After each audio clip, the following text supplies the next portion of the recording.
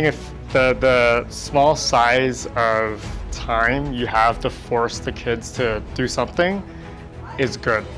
It forces them in a spot where they can figure out something very complex in a short amount of time. And if one kid can't do it, another kid fixes it. And it forces them the whole concept of if you fail at it, you don't give up and you can try to get it working on. So that's the whole concept of some of the things I saw.